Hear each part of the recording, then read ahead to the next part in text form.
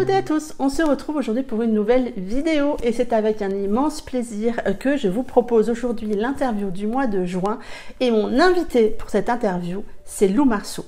Lou Marceau, c'est une jeune femme pétillante, une auteure qui nous crée toujours des histoires juste plus réussies les unes que les autres et qui a sorti hier Try Baby, donc de Lou Marceau, que j'ai eu la chance de lire en service presse et autant vous dire que j'ai passé un superbe moment. C'est avec un grand plaisir donc que je lui ai proposé d'être mon invité sur la chaîne pour cette interview. Et donc c'est parti, découvrons les réponses de Lou à mes questions. Tout d'abord, peux-tu te présenter pour les lecteurs et les lectrices qui ne te connaissent pas? Bonsoir, je m'appelle Lou Marceau, je suis autrice de romances, tendance contes de fées pour grandes, comédie romantique, enfin ce genre de romances, les romances avec de la sensibilité, de la sensualité, tout ça, mais plutôt des romances joyeuses. Peux-tu également nous dire comment t'es venue l'envie d'écrire? Est-ce que c'est ta seule activité professionnelle? Depuis combien de temps tu écris? Je ne sais pas du tout vraiment véritablement comment est venue l'envie d'écrire des romans. J'ai toujours été une petite fille rêveuse qui aimait bien les histoires d'amour et avec une grosse tendance mytho. J'imagine que ça laisse des traces. Je sais qu'à une période de ma vie, j'avais besoin de me changer les idées et c'était le moment du boom de la new romance, donc je suis un peu tombée dedans, After, Christina Loren, Colleen Hoover, voilà. Et c'est vrai que j'en ai lu un certain nombre à la suite et j'imagine que ça m'a aidé à finalement me dire que tout ce que j'avais en tête pouvait peut-être devenir un livre. Donc j'ai posé les toutes premières lignes du roman de Romy, que j'ai écrit mais très laborieusement. C'était la première fois que j'écrivais autre chose qu'une rédaction ou un devoir d'étudiante. Et puis j'ai laissé tomber, puis du coup j'ai écrit très rapidement, pour le coup, Lily the Kid, qui a été en fait mon premier livre sorti et auto-édité au départ, voilà. Et depuis combien de temps est-ce que j'écris? Donc ça, c'est à peu près depuis 2017, je crois, 2016, 2017, j'ai plus la date précise. Et est-ce que c'est ma seule activité professionnelle? Alors je considère pas ça du tout comme une activité professionnelle vu que j'écris pas beaucoup. En revanche, j'avais une activité professionnelle avant que j'ai quittée. Parce que effectivement j'avais envie d'écrire plus, j'avais envie de faire une formation pour devenir prof de yoga, ce que je fais, donc voilà. Et puis j'avais surtout envie de voir beaucoup plus ma famille, mon petit garçon. Enfin, j'ai eu un déclic un peu dans ma vie où on se rend compte que la vie est courte.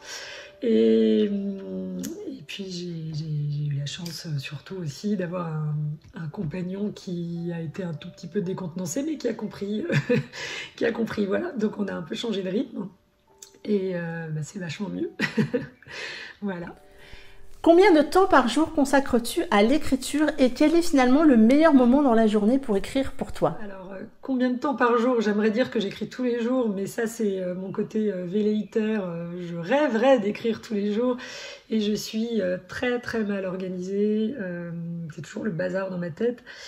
Donc j'écris pas tous les jours. Voilà, donc j'écris un petit peu quand vraiment j'ai une idée en tête. Là, j'avoue que je me lance dedans. Et dans ce cas-là, le moment où je préfère écrire, c'est le matin. Parce que je suis du matin, que mes idées sont plus claires. Mais bon, il m'est arrivé aussi d'écrire très bien. Il y a une scène que j'ai particulièrement aimée dans un livre que j'ai écrit en voiture. Voilà, je prends aussi en permanence des notes sur mon téléphone où je dicte. Et donc ça, je l'ai tout le temps avec moi. Donc quand ça me prend, je vais taper là-dessus. Voilà. Mais en tout cas, ce qui est sûr, c'est que quand je suis lancée dans un livre, évidemment, je vais l'écrire, mais en faisant toujours à un moment donné une pause, parce que je ne peux plus le supporter, parce que je suis dans le ventre mou, parce que j'y arrive plus. Mais là, je dois dire que comme je sors d'un travail qui a été très très prenant sur Try Baby, qui est donc mon nouveau livre aux éditions Hugo, je fais un peu une pause, alors que je ne devrais pas, mais je suis un peu en pause.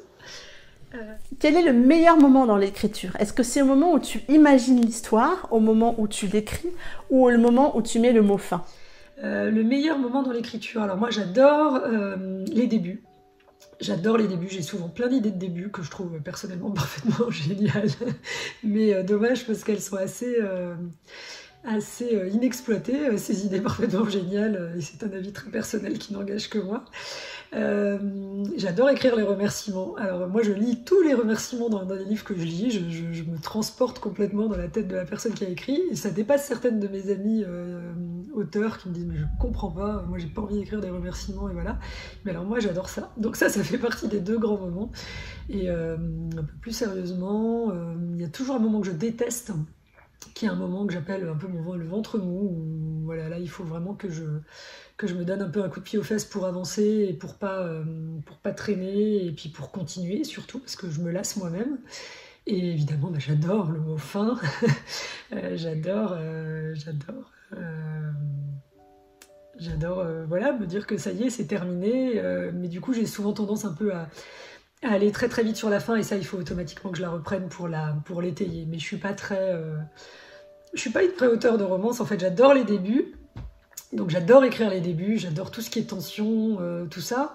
Et puis moi après, ils se marièrent, ils ont beaucoup d'enfants, enfin en version moderne, mais moi ça s'arrête là. Donc la suite j'aime pas trop savoir ce qui arrive aux enfants s'il y en a, j'aime pas trop les deuxièmes parties d'histoire, on s'arrête à la fin. Et puis la fin c'est quand l'histoire d'amour est assurée, quoi. Voilà. Dans tous les romans que tu as écrits, quel est celui qui te tient finalement le plus à cœur et pourquoi? Ça c'est impossible pour moi, je sais pas, c'est un peu comme demander à une maman de choisir parmi ses enfants. Alors moi j'en ai qu'un, donc du coup forcément j'ai pas à choisir, peut-être que celles qui ont plusieurs enfants au fond d'elles en choisissent un, mais enfin pour moi c'est impossible de choisir. Ils ont tous un petit peu quelque chose. Lily c'est le premier que j'ai sorti, et puis il me rappelle mon adolescence, voilà. Romy, c'est le premier que j'ai commencé à écrire, celui pour lequel j'ai signé mon premier contrat auprès d'une maison d'édition, et pareil, il me rappelle des souvenirs avec des copines, enfin voilà, donc je l'aime beaucoup pour ça. So What, qui est sorti l'année dernière aux éditions Hugo également, c'est inspiré d'un voyage qu'on avait fait avec des copines. Alors tout le côté rocambolesque bien entendu on l'a pas vécu, mais les SMS et certains fous rires, voilà. Et puis évidemment Try Baby là, qui est peut-être celui qui est le moins personnel, mais qui est aussi inspiré d'une jeune femme que je vois plus, mais que j'avais, de 2 jeunes femmes même on va dire, mais dont une que je vois plus, mais qui a vécu un petit peu ce que traverse Svetlana et les interrogations de Svetlana. Et je l'aime énormément. Je l'aime vraiment énormément. On l'a beaucoup travaillé avec l'éditrice. On n'était pas du tout d'accord au départ. J'ai pas très bien pris les remarques, jusqu'à ce que je me rende compte qu'en réalité, une bonne partie était quand même justifiée. Inspire, respire, prof de yoga, donc voilà. Et du coup, je trouve que, enfin, j'espère que la vie sera partagée, mais je suis hyper contente du travail qu'on a fait pour travailler la psychologie des personnages, leur profondeur, les interrogations de la jeune femme, donc qui est Svetlana, mais aussi celle du personnage principal lorsqu'il se rend compte qu'elle lui plaît. Enfin voilà, et donc j'adore ce bouquin, vraiment. Peux-tu nous parler plus précisément de ta toute dernière sortie, Try Baby, chez Hugo Roman? Alors déjà, non seulement je peux vous en parler, mais je peux vous le montrer parce que je l'adore, mais vraiment je le trouve magnifique. Alors, je ne sais pas si ça se voit, en fait c'est brillant, enfin voilà, bon je sais bien que c'est le contenu qui est important, mais là je trouve que c'est vraiment un très beau livre-objet, donc j'aime beaucoup, voilà, on voit les conversations en SMS, puisque même si c'est un de ceux qui est vraiment le moins personnel, il y a toujours ce que j'ai vraiment l'habitude de vivre avec mes copines, c'est-à-dire des conversations de groupe avec, j'ai certaines de mes amies qui sont absolument hilarantes, et bon, j'ai beaucoup de chance de les avoir. Donc le résumé, et alors surtout ce que je trouve magnifique, oui, c'est la jaquette, la tranche, que je trouve très très belle. Voilà, donc à l'intérieur, effectivement, un superbe livre. Et donc, alors pour vous en parler, on va arrêter de montrer seulement l'objet. Je l'adore, je vous le remontre. C'est l'histoire de Tadzio, qui est une star internationale du rock, comme on dit, enfin, en tout cas de la musique, mais dans un très grand groupe façon... autrefois U2, aujourd'hui, qu'est-ce qu'on pourrait avoir, Muse, Coldplay, les Maroon 5, enfin voilà, c'est pas une question de goût, mais c'est une question, là je parle d'envergure du groupe et de stades qui sont remplis, voilà, et de Svetlana et donc Tadzio, lui, il est le guitariste, enfin il est bassiste officiellement, mais à la base il est guitariste, et il a un peu changé parce qu'il a un passé qui explique pourquoi est-ce qu'il a dû changer. Et Svetlana Lukic, c'est une jeune femme qui a quitté la Serbie et les conséquences de la guerre pour venir en France, mais ses parents l'ont envoyée en France faire ses études, mais sans l'accompagner, donc pareil pour son frère.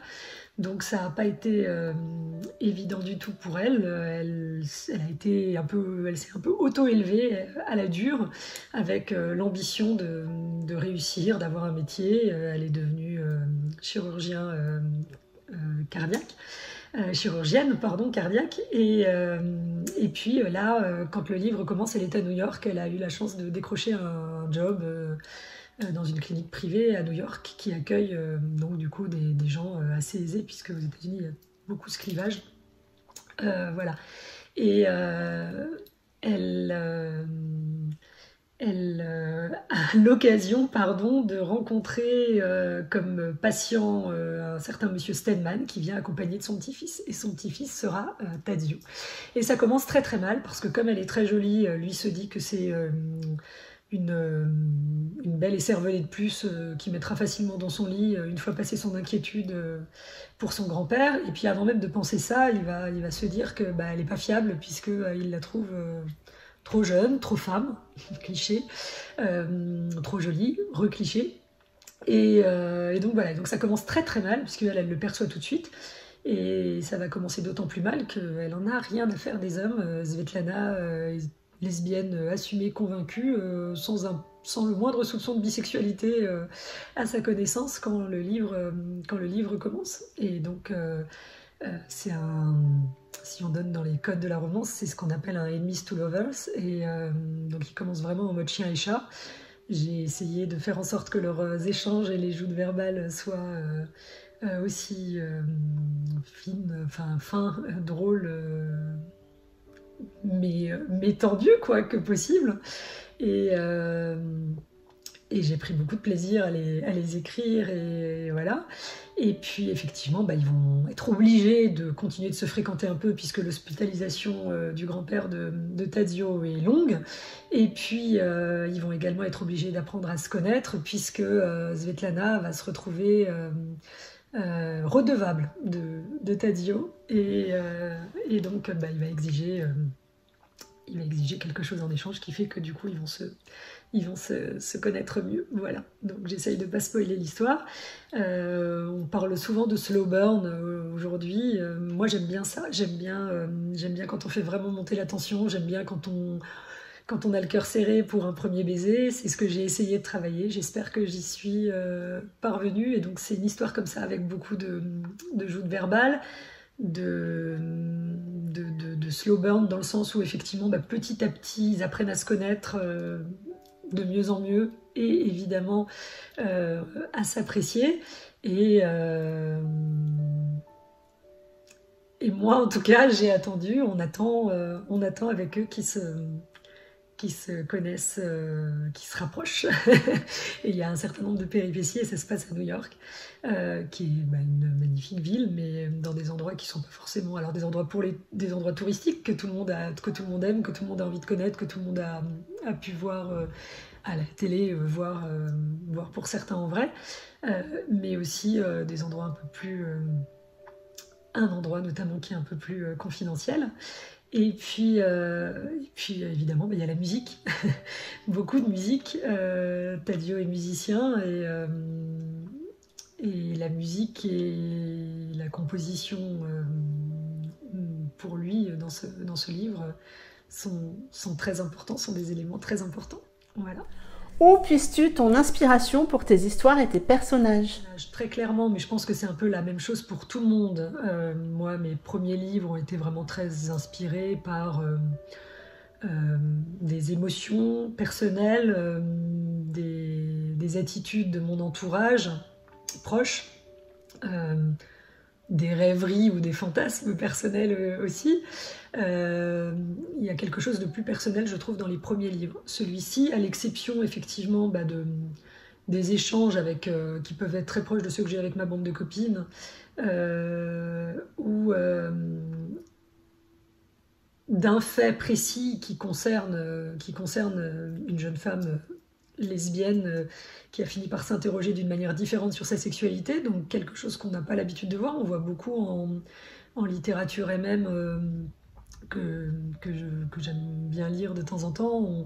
On voit beaucoup la thématique du coming out, mais ça existe également parfois dans l'autre sens, et il y a beaucoup d'interrogations aujourd'hui sur tout ce qui est sexualité, hétérosexualité, bisexualité, pansexualité, homosexualité évidemment aussi, et voilà, je trouvais que la thématique, même pour une romance fun, était sympa à traiter, étant précisé que c'est pas du tout une romance FF, il n'y a rien du tout comme scène homosexuelle, mais il y a en revanche une confrontation qui est d'autant plus forte que y a évidemment ce sujet-là, et que du coup c'est aussi pour ça que j'ai été très, très contente du travail que m'a poussée à faire Sylvie, mon éditrice, sur la psychologie de chacun des deux personnages, comment ne pas heurter quelqu'un qui a une sexualité qui n'est pas la même que la sienne, comment parvenir à s'interroger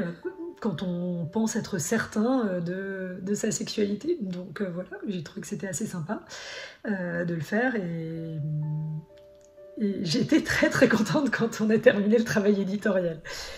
As-tu encore le temps de lire? Quel genre de lectrice es-tu? Quel est ton genre de prédilection? Alors, est-ce que j'ai encore le temps de lire? J'ai toujours le temps de lire. J'ai le temps de lire depuis que j'ai appris à lire. J'ai gobé littéralement les premiers livres qui me sont tombés sous la main en CP, et ça s'est jamais arrêté. À la rigueur, je dirais que la période où j'ai le moins lu de ma vie, c'est quand j'ai fait des études littéraires. Preuve que les études sont peut-être pas toujours très bien faites. Donc j'ai toujours le temps de lire. Je suis une lectrice compulsive, j'achète pas mal de livres que je lis jamais, mais il y a un nom en japonais, j'ai oublié, faudrait que je le retrouve, mais pour décrire ça. Bon, il y a évidemment la fameuse pile à lire, mais j'achète beaucoup de livres, et puis j'en lis souvent qui n'ont rien à voir avec ceux qui m'attendent, et alors je me promets de lire le livre d'une copine, ou un livre qui m'a vraiment intéressé, qui m'a tapé dans l'œil, et puis non, je vais lire comme ça, voilà, le premier qui va me tomber sous la main, mais qui m'aura tapé dans l'œil pour une raison X ou Y. Après, quel genre, enfin qu'est-ce que je lis plus particulièrement comme genre, forcément depuis quelques années c'est très clairement la romance. Autrefois c'était pas du tout très clairement la romance. Quand j'ai commencé à tomber dans la romance, donc je dirais autour de 2016, quelque chose comme ça, jusqu'à ce moment-là j'en lisais jamais. J'étais pas du tout une lectrice aventure et passion, à part Angélique et le Roi, et puis quelques livres, et notamment une autrice qui s'appelle Fanny Deschamps. Je ne sais pas du tout si elle est... J'imagine qu'elle a cessé d'écrire, qui avait écrit un livre super qui s'appelle La Bougainvillée, que j'ai adoré. Mais sinon, j'étais pas du tout une lectrice de romance, même si j'aimais beaucoup toujours trouver les histoires d'amour. Donc j'ai bien aimé quand même des auteurs un peu plus mainstream, comme on dit, type Anna Gavalda, etc. Alors depuis, je lis quasiment plus que de la romance. J'ai un peu oublié, je crois que j'ai un peu du mal maintenant quand il n'y a plus d'histoire d'amour. J'ai un peu du mal quand on me met des choses glauques en pleine tête. J'ai plus envie, en fait. Je trouve qu'il y en a assez ailleurs, donc j'ai plus envie.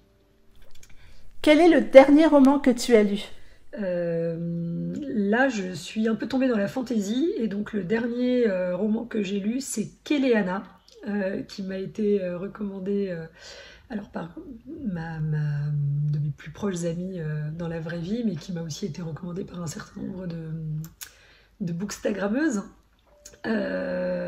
et je regrette pas, j'adore. Voilà, donc j'adore. Alors c'est du Jung, hein, très clairement. Mais j'aime énormément. Je trouve qu'elle décrit la fantaisie, enfin elle décrit l'univers dans lequel évoluent ces personnages.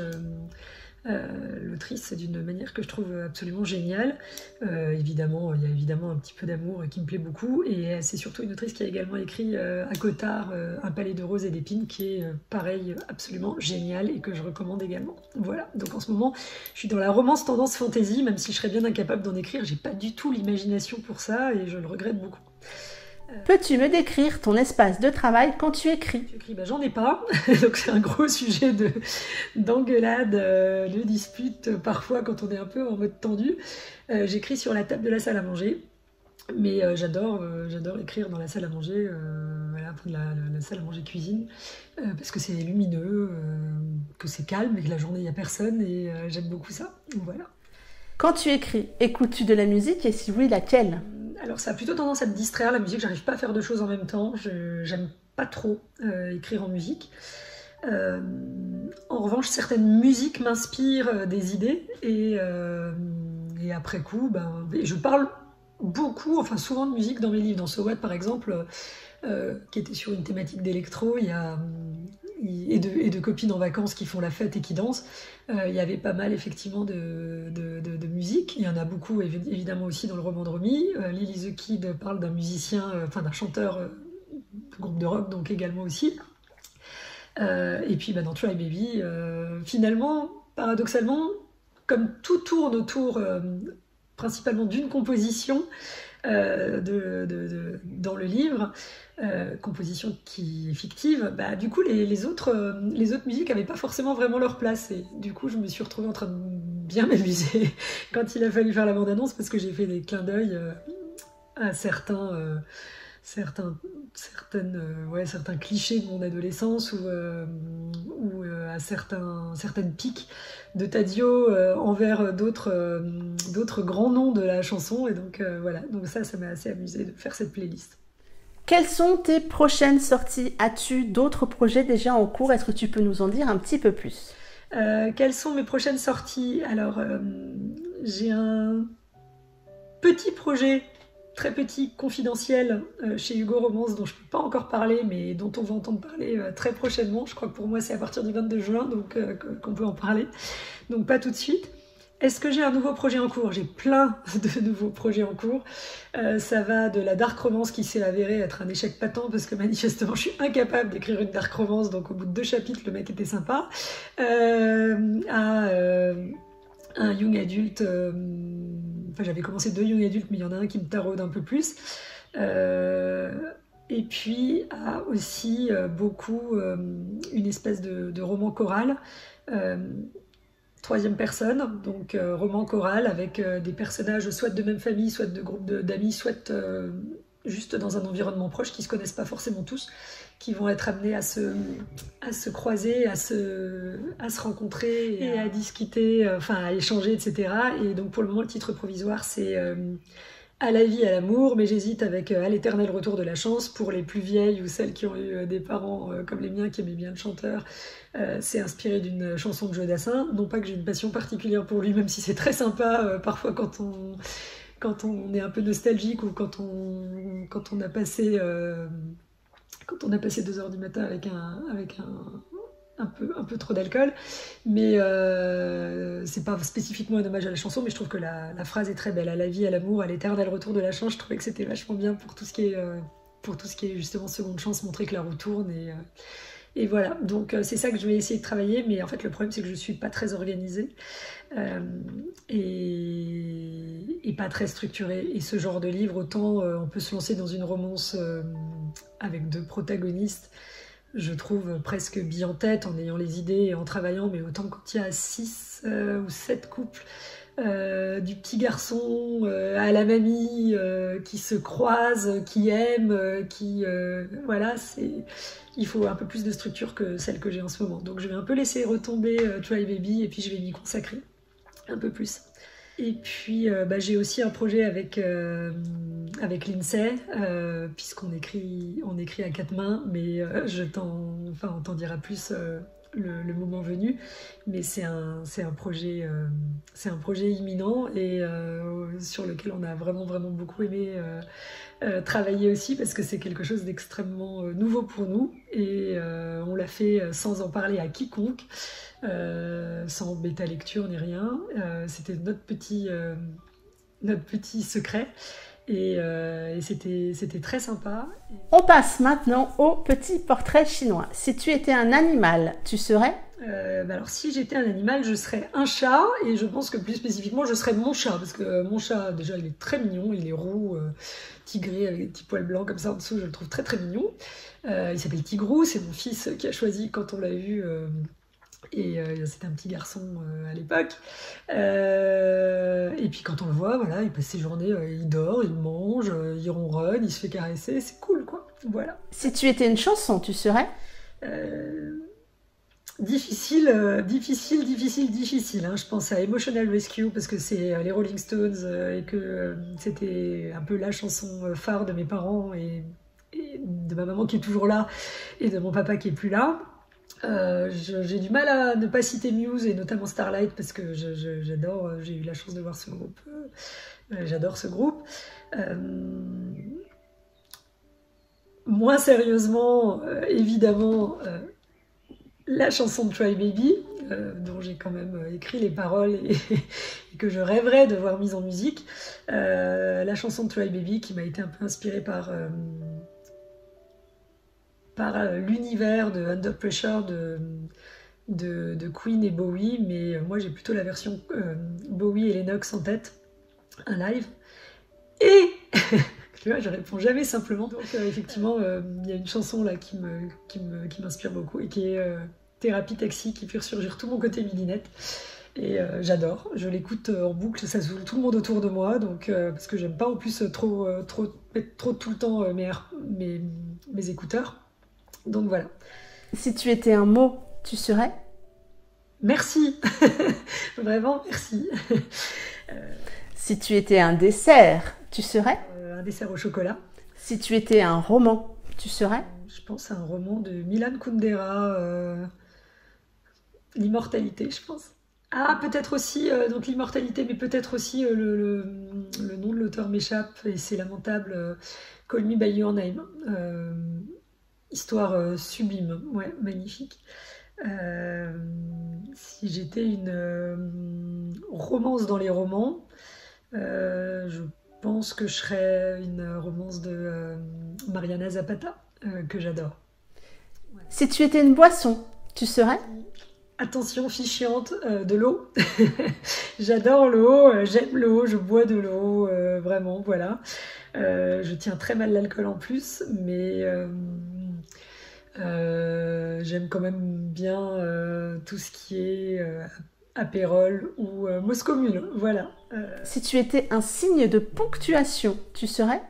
Ah, j'hésite, hein, parce que je suis pas très point, parce que ça voudrait dire que je suis beaucoup plus carré que ce que je suis. J'aime bien utiliser le point-virgule, mais je comprends pas trop son utilité dans la vie, donc j'aurais tendance à dire que je suis un point d'exclamation pour l'enthousiasme, tendance point d'interrogation, parce que je suis tout le temps indécise, tout le temps dans le questionnement, voilà. Et en revanche, j'aimais beaucoup et je m'identifie beaucoup moins désormais au point de suspension, parce qu'en fait, je sais pas, voilà, je suis plus point d'interrogation, point d'exclamation. Si tu étais une qualité, tu serais? L'enthousiasme, je pense, et la fidélité. Ouais. Si tu étais un genre littéraire, tu serais? C'est clair, la romance, évidemment. Pour finir, veux-tu dire quelques mots à tes lecteurs et tes lectrices? Quelques mots à mes lecteurs et lectrices, merci à ce que j'ai déjà dit. Merci de m'avoir donné ma chance, merci de m'avoir suivi jusqu'ici, merci, je l'espère, de continuer à me suivre. Si vous lisez Try Baby, j'espère évidemment que vous aimerez Try Baby. J'espère que vous aimerez Tadio et Svetlana autant que moi, j'espère que vous aimerez leur joute verbale, j'espère que vous aimerez leur amour, évidemment, autant que moi. Et puis j'espère évidemment que vous viendrez, parce que celles qui me connaissent et qui ont déjà tenté savent que j'adore, que vous viendrez m'écrire, que vous viendrez me laisser des vocaux et que vous me laisserez vous répondre et vous laisser les vocaux. Voilà. Et puis je vous dis, je l'espère, à très bientôt sur des salons, et pour celles qui iront au festival New Romance à Reims le 8 octobre, enfin autour du 8 octobre, je ne sais plus les dates, 2021, donc à très bientôt. Voilà, merci Mumu aussi pour cette interview, et puis de m'avoir permis de m'exprimer sur ta chaîne. Bis bis tout le monde. C'en est tout pour cette interview. Un énorme merci Lou d'avoir accepté mon invitation et d'avoir joué le jeu de filmer tes réponses, parce que je sais à quel point cet exercice n'est pas simple. Donc vraiment un immense merci.